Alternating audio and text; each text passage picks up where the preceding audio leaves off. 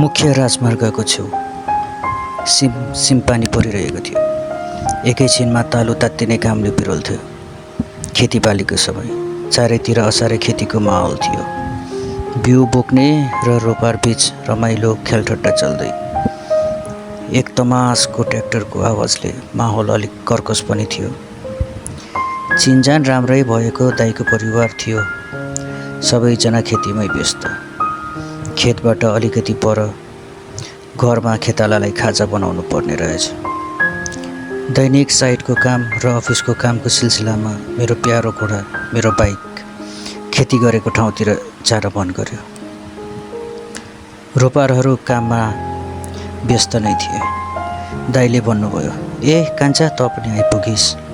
जा न, घरमा गएर पानी लिएर आइदे, काम चर्किन थाल्यो।" अब नाइ भन्ने कुरै थिएन। राम्रो सम्बन्ध थियो दाइको परिवार र मेरो। घर गएर पानी भरेर कोक र स्प्राइटको बोतल बोकेर खेततिर नै गएँ। एक तमासको गर्मी पनि थियो।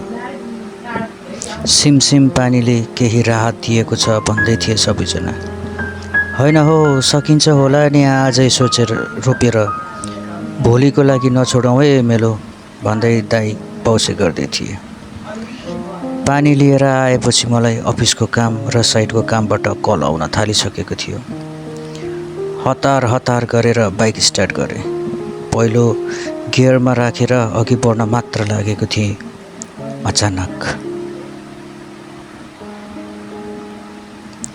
अचानक राजमार्गदेखि पूर्व जाने इन्डिकेटर बालेर एउटा पहेँलो स्कुटी आउँदै गरेको देखेँ। हेलमेट, कालो चस्मा र निलो मास्कभित्र लुकेको अनुहार चिन्ने कुरै भएन। ब्युटी पार्लरले नै होला, कपाल सर्लक्क परेको केही रातो रातो अनि हावाले उडिरहेको थियो। स्कुटर टर्निङमा चिप्लिएर मेरो बाइकको छेउमा नै आइपुगेर धसारियो। मलाई अफिसको कामभन्दा अब यो स्कुटी कुदाउनेको चिन्ता हुन थाल्यो। बाइक स्टार्ट बन्द गरेर हतार हतार मान्छे उठाउनतिर लागे। रोपारहरू कोही चिच्याइरहेका थिए, कोही मर्यो कि के हो भनिरहेका थिए। म समय खेर नफाली त्यो ढलेको शरीर छेउ पुगेर उठाउन खोज्दै भने, "हजुर ठिकै त हुनुहुन्छ? निकै चोट लाग्यो कि के हो? हिँड्नुहोस्, म हस्पिटल लगिदिन्छु।" हरियो टी सर्ट र जिन्स प्यान्ट लगाएको त्यो शरीरमा तागत नभए पनि सुरुमा एउटा अत्तालिएको स्वरमा, "स्कुटी खै? केही त भएन स्कुटीलाई? अनि मेरो मोबाइल कहाँ पुग्यो?" भन्दै एकैपटक धेरै प्रश्नहरू आए। "स्कुटर, मोबाइल सबै यतै छन्, पहिले तपाईँलाई हस्पिटल पुग्नु छ के?" भन्दै म उसको हात समातेर उठाउन खोजेँ। तर देब्रे खुट्टामा केही असर परे जस्तो गरी त्यो शरीर उठ्न नसकेको जस्तो भयो। हात खुट्टामा कतै कतै घाउ भएको र थोरै रगत बगिरहेको थियो। मैले एकजना रोपार दिदीलाई बोलाएर त्यो शरीर उठाउन मद्दत मागेँ र अलिकति पानी पनि मागेँ। स्कुटर एकातिर अनि मान्छे एकातिर भए पनि उसको हेलमेट र मास्क भने यथावत टाउकैमै थियो। चस्मा त फुटेछ र अलि पर उछिटिएछ। मैले उसलाई अनुमति मागेर भने, "हेलमेटको बेल्ट खोलिदिउँ?" उसले हल्का टाउको हल्लाई र मास्क आफै खोली।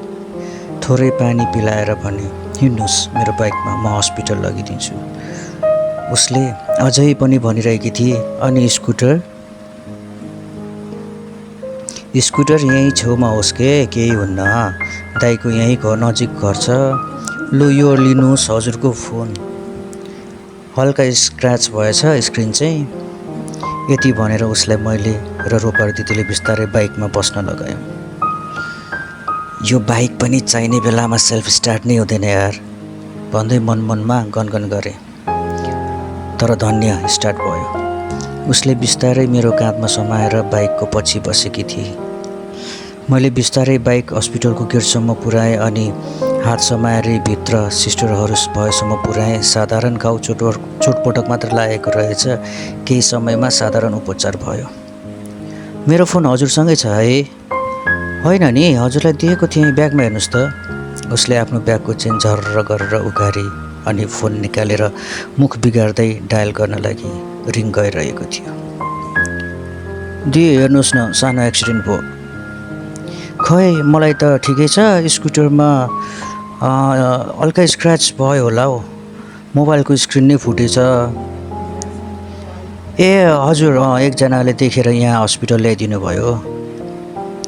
होइन ठिकै छ दिदी, मलाई यहीँ के त मिची हस्पिटलमा। ए हस् दिदी, हुन्छ। उसले यति बोल्दै गर्दा म नर्सहरूसँग भनिरहेको थिएँ, सिस्टर उसको रिलेटिभ्सहरू आउनुहुन्छ होला, कल गर्दैछिन्, त्यस्तो ठुलो नि केही रहेनछ, म जान्छु है त। ए हस्, हुन्छ नि। म टाढैबाट उसलाई हेरेर आफ्नो बाइक लिएर निस्केँ। अनि पो याद आयो कि मैले यो सब भइसक्दा पनि हेलमेट, मेरो थोत्रो कालो चस्मा र मेरो कालो मास्क पनि नखोली यी सबै घटनाक्रम भएछन्। मैले त उसको अनुहार देखेँ, तर उनलाई मेरो बारेमा न अनुहार थाहा भयो न नाम। सिस्टरले ट्रिटमेन्ट गर्दा उसको नाम सोधेको बेलामा भनेकी थिए सफलता भट्टराई। मलाई अब भने कामको तनाव लाग्न थाल्यो र हुइकिएँ अफिसतिर। दिनभरि यी सब घटनाक्रम मेरो माथिङ्गलमा घुमिरहेको थियो। पछि त काममा लागेपछि बिस्तारै सबै कुरा नर्मल।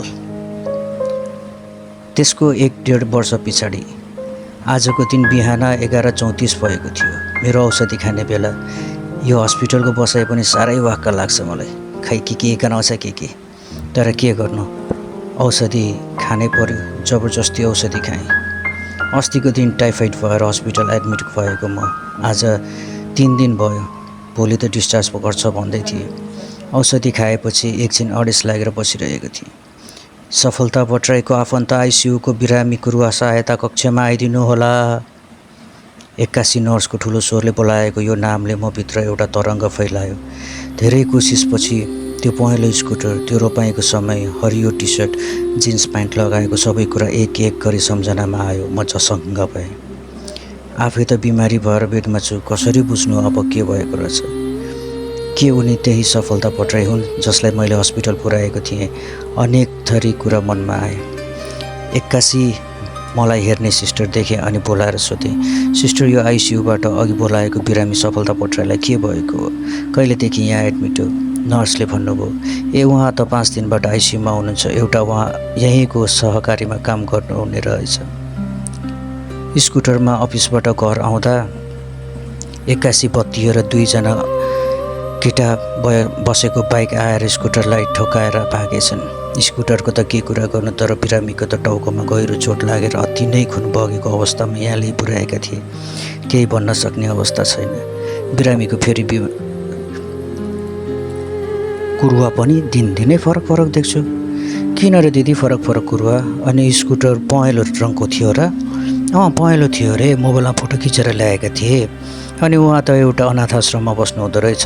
आफ्नो भन्नु नै त्यही आश्रमका केटाकेटी त रहेछन्। अनि काम गर्ने 1-2 जना दिदीहरू हुनुहुँदो रहेछ। बिचरा आफूले सहकारीमा काम गरेको पैसा र छुट्टीको दिन डोनेसन माग्न हिँडेर ल्याएको पैसाले 7 जना नानीलाई पढाउनु पनि हुँदो रहेछ।